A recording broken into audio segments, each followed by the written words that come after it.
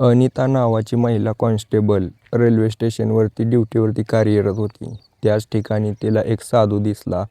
आता ही महिला ज्या वेळेला त्या साधूला बघते, त्याच्या चेहऱ्यावरचं ते तेज बघून तिच्या मनामध्ये घालमेल तयार होते. ती त्या साधूपाशी जाते आणि त्याला नाव विचारते. तो त्याचं नाव सांगतो. या दोघांमध्ये 10 ते 15 मिनटं बोलणं होतं.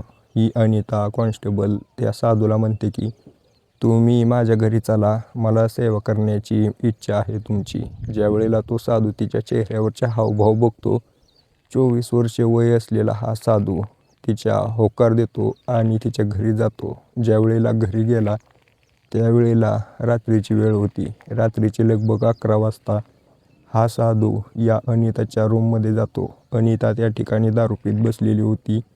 ती त्याला बोलवते, दारू प्यायला लावते. दारू पिऊन झाल्यानंतर त्या दोघांमध्ये असं काही घडतं ज्याच्यामुळे आज ही घटना सोशल मीडियावरती व्हायरल झाली. पूर्ण घटना सांगतो, व्हिडिओ शेवटपर्यंत नक्की बघा. या घटनेची सुरुवात 2022 पासून होते. 2022मध्ये 21 वर्षे वय असलेला सूरज नावाचा एक पोरगा, त्याच्या बापाची घरची परिस्थिती एक नंबर, म्हणजे भरपूर पैसा, गावामध्ये सावकारकी होता, त्याचा बाप सरपंच होता, पैसा भरपूर होता. त्याला ज्या वेळेलापासून जन्माला आला होता एकुलते एक असल्यामुळे त्याच्या बापाने कधीही कसली कमी पडू दिली नाही. बाप मेहनत करायचा, पैसा होता आणि याला जे हवं ते पुरवायचा. त्यामुळे याची जी मानसिक स्थिती होती एकदम अशी झाली होती की मीच या गावाचा राजा आहे आणि माझ्यापुढे कोणी काय बोलू शकत नाही. त्याच्यामुळे हा एकदम वाईट प्रकारे वागू लागला होता. गावामधल्या महिलांना वाईट नजरेने बघणे, त्यांच्यासोबत वाईट काम करणे.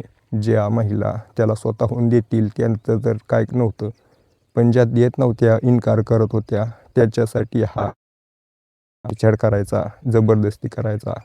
या सूरजचं हे वागणं त्याच्या वडिलाच्या कानावरती भरपूर वेळा आलं होतं, पण त्यांनी जाऊ दे म्हणायचं, एकुलते एक पोरगा आहे आणि शेवटी मला कोण काय म्हणणार आहे म्हणून गावात काय बोलत नव्हते, त्यालाही काय बोलत नव्हते. याचं वागणं पुढे चालून वाढतच गेलं. आता याला दारू प्यायची सवय लागली होती.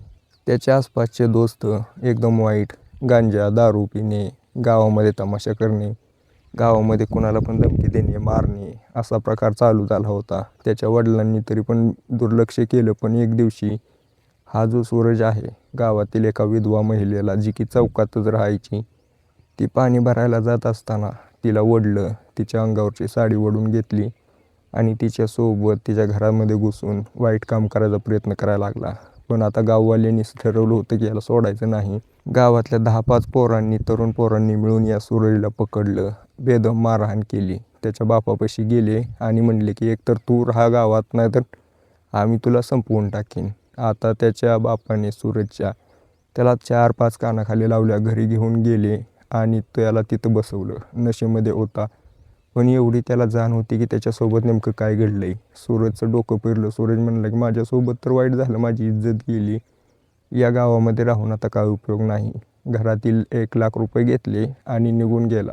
गुजरातमधील जामनेर या ठिकाणाहून निघून हा उत्तर प्रदेशमधील बलिया या ठिकाणी गेला. त्या ठिकाणीच रेल्वे स्टेशनवरती राहू लागला. थोडे दिवस राहिला, पैसे होते तेवढे हातातले संपले. आता करायचं काय? आता त्याच्याकडे पैसा पण नाही दारू पिण्यासाठी, गांजा पिण्यासाठी. एक दिवशी असंच रेल्वे स्टेशनवरती बसलेलं असताना त्याने बघितलं की रेल्वे स्टेशनवरती काही साधू महाराज गांजा पित आहेत आणि त्याच्या हातात पैसे देऊन जात आहेत लोक. त्याला बरं वाटलं, म्हणला की हे असं करत आहेत तर आपण पण करू शकतो. त्याने दाढी वाढवायला चालू केली, केस वाढवायला चालू केली. राहिलेल्या पैशातून त्या साधू महाराजासारखी कापडं घेतली आणि आता तो पण तिथं हळूहळू बसायला लागला. त्याच्यापाशीही पैसा येऊ लागला होता. एक दिवसभर पैसा कमवायचा, रात्री नशा करायचा. त्याची दिनचर्या अशी चालू होती.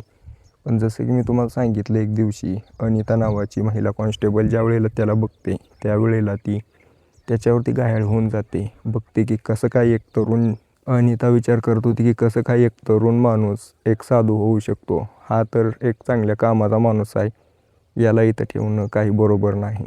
ती त्याच्या समोर जाते, त्याच्यासोबत बोलते आणि त्याला घरी घेऊन जाते. अनिता ज्या वेळेला त्याला घरी घेऊन गेली त्यावेळेला ती तिच्या मैत्रिणीला फोन करली आणि म्हणली की मी असं असं केलं, एक साधू महाराज आणलाय घरी. जवान आहे, सुंदर आहे दिसायला. ही अनिता 35 वर्षांची महिला, विधवा होती. तिचा पती काही दिवसांपूर्वी वारलेला होता. तो पण पोलीसमध्ये होता. तिची मैत्रीण ही विधवा होती. तिचा पती डॉक्टर होता. तो कॅन्सरमुळे वारलेला होता. आता अनिता त्या सूरजपाशी जाते आणि म्हणते की तू दिसायला तर भारी आहे, सुंदर आहे, मग तू असं साधू महाराज का बनला? तो म्हणला की मला काम होत नाही आणि माझ्याकडे काम नसल्यामुळे मी तसं केलं आहे. अनिता म्हणते तू एक काम कर, माझ्याच घरी राहा, माझ्या घराची काळजी घे, तुला 15,000 रुपये राहायला खायला सगळं भेटेल. आता हा सूरज विचार करतो की ठीक आहे, म्हणतो बाहेर तर कुठं जाऊन राहायचं, इथंच राहू आपण 24 तास, म्हणून होकार देतो. आता ही अनिता तिच्या रूममध्ये जाऊन कापड बदलायला लागली होती. तिने तिची वर्दी काढली, कापडं आतली अंतर्वस्त्र होती त्याच अंतर्वस्त्रावरती होती. तेवढ्यात सूरज तिला जेवण मागायला आला.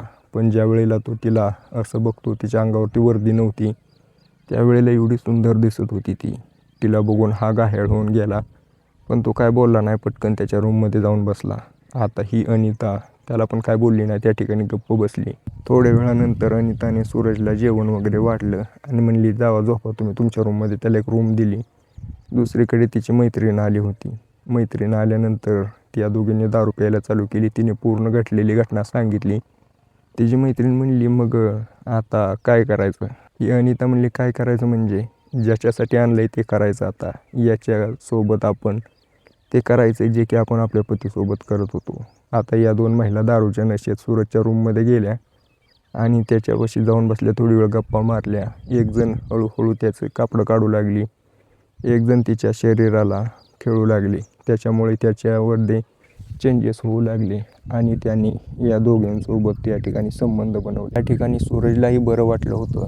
असं काहीतरी त्याच्यासोबत घडलं होतं जे की प्रत्येक पुरुषाची इच्छा असते. त्याने त्यावेळेला काय बोलला नाही.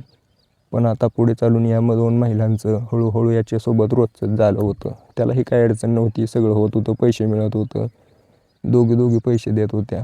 पण म्हणतात ना की लालच बुरी बला आहे, असंच लालच आलं या सूरजच्या मनात. सूरजने या दोघींसोबत ते संबंध करताना व्हिडिओ रेकॉर्ड करून ठेवले होते. ते आता त्यांना दावू लागला आणि म्हणू लागला की मला 10 लाख रुपये पाहिजे आहेत. आता या दोघींनी त्याला 10 लाख रुपये दिले तरी ते म्हणत होते माझ्याकडे कुठले पैसे नाहीत, काय नाही. त्यांनी उचल घेऊन कोणाकडून तर उसनं पैसे घेऊन दिले. पण आता पुढे चालून हा सूरज अजून मागू लागला. आता यांच्याकडे अजिबात पैसे नव्हते तर करायचं काय? आता यांनी डायरेक्ट पोलीस स्टेशन गाठायचं सोडून याला संपवायचा प्लॅन केला. अनिता आणि तिच्या मैत्रिणीने विचार केला की याला जर आपण बोलवलं आपल्या रूममध्ये आणि याला संपवलं तर कोणाला काय समजणार आहे?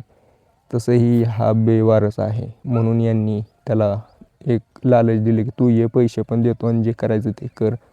ज्या वेळेला सूरज यांच्या घरी आला त्यावेळेला या दोघींनी त्याच्या जेवणामध्ये नशेची गोळी टाकली. ज्या वेळेला हा नशेमध्ये गेला त्यावेळेला या दोघींनी त्याचा हातपाय बांधून गळा आवळला आणि याचा जीव सोडला. आता सूरजने तर हे जीवन सोडून दिलेलं होतं, हे जग सोडलेलं होतं. आता त्याच्या बॉडीचं करायचं काय? या दोघींनी रात्र होण्याची वाट बघितली आणि संध्याकाळी जाऊन स्कूटीवरती ठेवून याला शेजारच्या गटारीत फेकून दिलं. 1 दिवस झाला, 2 दिवस झाला, शेवटी बॉडीचा वास सुटणार. बॉडीचा वास सुटला. आसपासच्या लोकांनी बघितलं. त्यावेळेला पोलिसांना कळवण्यात आलं. नेमकी केस अनिता ज्या पोलीस स्टेशनमध्ये होती त्याच पोलीस स्टेशनमध्ये गेली. आता नेमकं त्या पोलीस स्टेशनमध्ये काही व्यक्ती होते जे की या साधूबाबाला ओळखत होते. 1-2 वेळा अनिताच्या घरी याला बघितलेलं होतं. पोलिसांनी लगेच सिनियर पोलिसांना सांगितलं. त्या व्यक्तींनी लगेच सिनियर पोलिसांना सांगितलं. अनिताला बोलवण्यात आलं. चौकशी केली. ती म्हणली आला होता, कामाला होता, पण परत गेल्यानंतर काय झालं मला माहीत नाही. आता तिच्या घराची झडती घेण्यात आली. त्या ठिकाणी या सूरजचा मोबाईल सापडला. मोबाईलचं लॉक काढण्यात आलं. त्यावेळेला व्हिडिओ होते. पोलिसांच्या लक्षात आले की नेमकं काय घडलं असेल. आता अनितावरती पोलिसांनी दबाव बनवला की सांग काय करायचे. तिने पूर्ण घटना घडलेली सांगितली. गुन्हा कबूल केला. तिची मैत्रिणीने पण गुन्हा कबूल केला. पोलिसांनी आता दोघींवरती कारवाई केली. दोघींवरती केस चालूच आहे. यांना जी शिक्षा व्हायची ती होईलच. पण बघा ना आता मित्रांनो, यामध्ये कोण काय करू शकेल याचा कसलाही अंदाज येत नाही. याच्याबद्दल तुम्हाला काय वाटतं कमेंट करून नक्की सांगा.